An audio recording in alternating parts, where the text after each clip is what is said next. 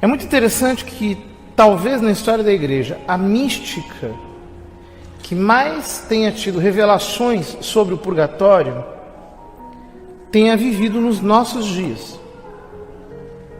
Foi a venerável serva de Deus Maria Sima, uma austríaca que morreu no ano de 2004. Nasceu em 1915. Eu trouxe alguns trechos de uma entrevista que ela concedeu em 1999. Perguntaram a ela: coloca-se a verdadeira pergunta, o que é exatamente o purgatório? Ela responde: é uma invenção genial da parte de Deus. Tomemos uma imagem. Um dia, uma porta abre-se e aparece-lhe um ser extraordinariamente belo, mas tão belo como nunca dantes tinha se visto sobre a terra. Fica fascinado, deslumbrado com este ser de luz e beleza, tanto mais que este ser lhe revela que é louco de amor por si. Você não poderia imaginar ser assim tão amado. Percebe também que ele tem um grande desejo de o atrair a si, de o abraçar. E o fogo de amor que já lhe inflama o seu coração incita-o a lançar-se nos seus braços. Mas, nesse exato momento, percebe que não se lavou há meses, que cheira horrivelmente mal, que o seu nariz escorre, que os seus cabelos estão sujos e colados, que há grandes e horríveis manchas nas suas vestes, etc. Então você compreende que não pode apresentar-se nesse estado, que antes de tudo é necessário ir lavar-se, tomar um bom banho e em seguida voltar depressa para tornar a vê-lo.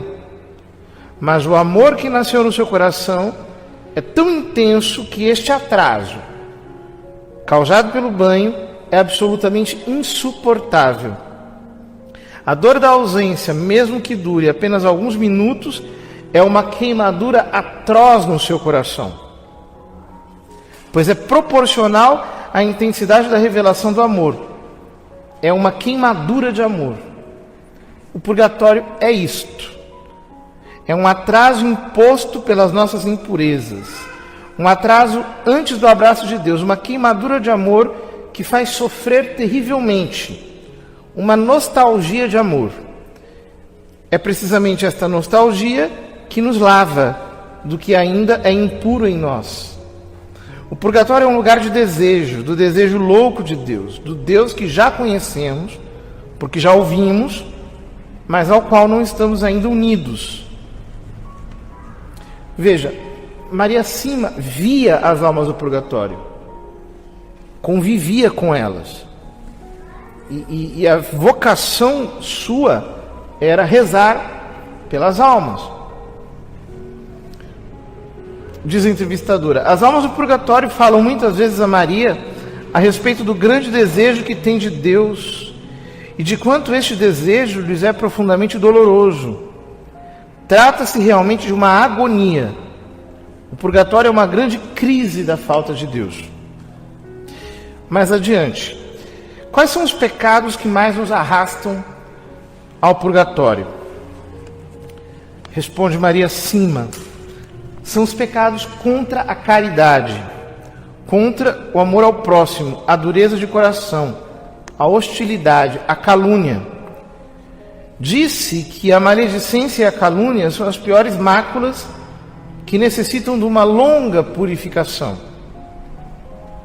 Sobre isso, Maria cita-nos um exemplo que muito a comoveu. O testemunho acerca de um homem e uma mulher para os quais lhe tinham pedido informações sobre se estavam no purgatório.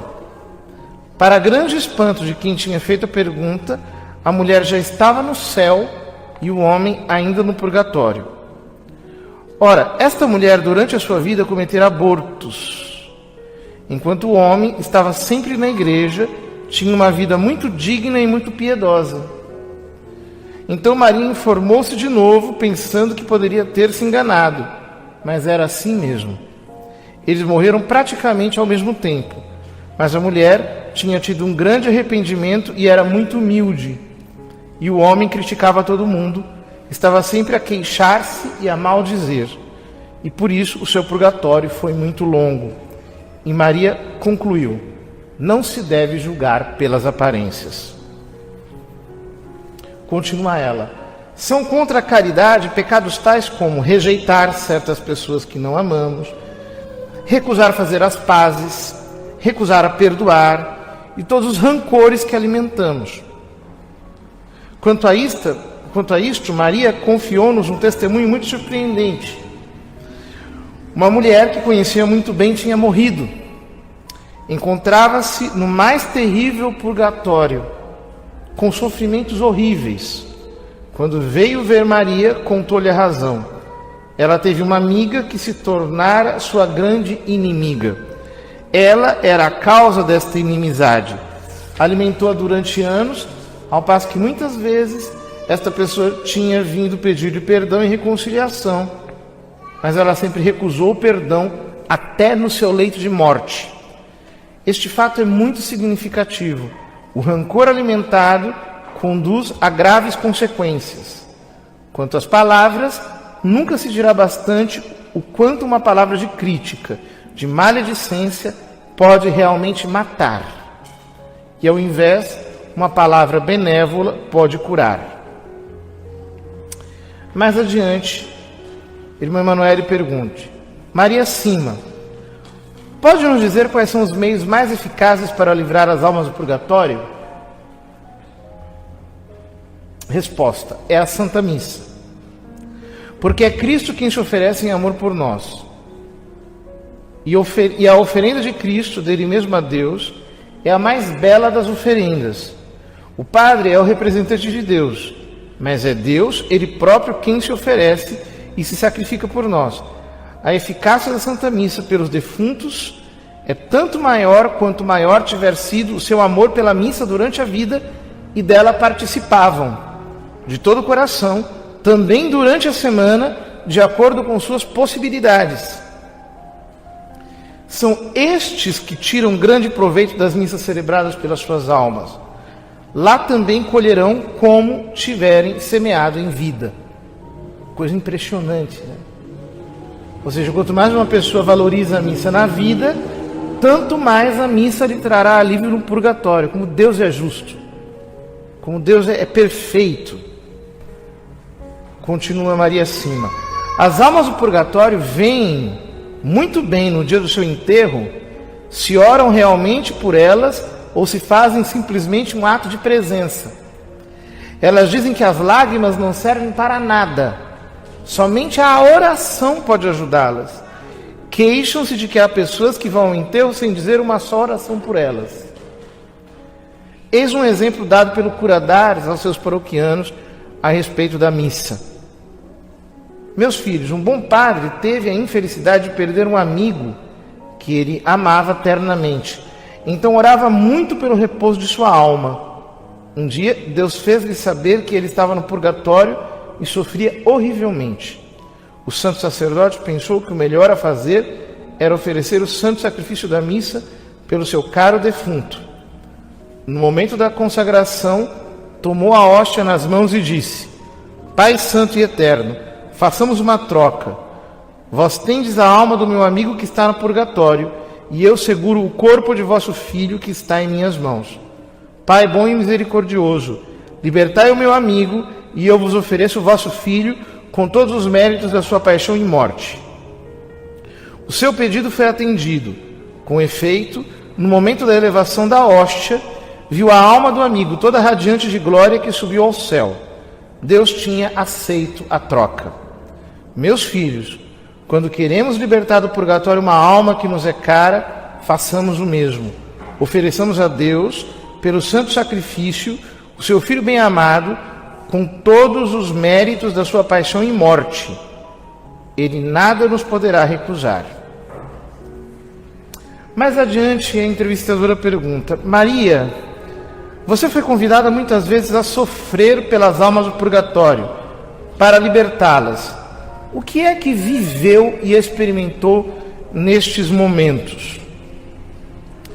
Resposta: a primeira vez uma alma perguntou-me se eu quereria sofrer por ela no meu corpo durante 3 horas. e depois disso eu poderia retomar o meu trabalho. Eu disse a mim mesma que se tudo estivesse terminado em 3 horas, poderia muito bem aceitá-lo. Tive a impressão de que essas 3 horas duravam 3 dias, de tal modo eram dolorosas. Mas no final, olhando para o meu relógio, vi que efetivamente se haviam passado apenas 3 horas. A alma disse-me que, aceitando com amor aquele sofrimento durante as 3 horas, eu lhe tinha poupado 20 anos de purgatório. Então a irmã Emanuele se assusta. Por que 3 horas de sofrimento na terra para 20 anos de sofrimento no purgatório? Responde Maria Cima: porque os sofrimentos na terra não têm o mesmo valor. Quando se sofre na terra, pode-se crescer no amor, pode-se ganhar méritos, o que não é o caso dos sofrimentos do purgatório, onde servem somente para nos purificar do pecado.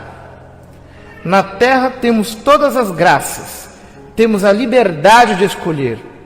Está vendo? Por isso não se queixe dos seus sofrimentos. Ou seja, quando Deus nos manda o sofrimento aqui,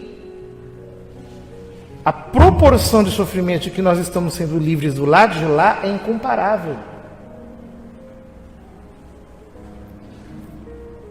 Continua Maria Cima: isto pode dar um sentido extraordinário aos nossos sofrimentos. Oferecidos e acolhidos com paciência e humildade, assim como os menores sacrifícios que podemos fazer, podem ter um imenso poder para ajudar as almas. A melhor coisa a fazer é unir os nossos sofrimentos aos de Jesus, depositando-os nas mãos de Maria, pois é ela quem saberá utilizá-los melhor, porque muitas vezes não conhecemos as necessidades dos que nos cercam. Maria Santíssima devolver-nos-á tudo na hora da morte, e os sofrimentos oferecidos serão os nossos mais preciosos tesouros no outro mundo. Então a irmã Emanuele diz: muitas vezes quando nos vêm os sofrimentos, nós nos revoltamos. É-nos muito difícil aceitá-los e vivê-los bem. Como viver o sofrimento para que ele possa produzir fruto?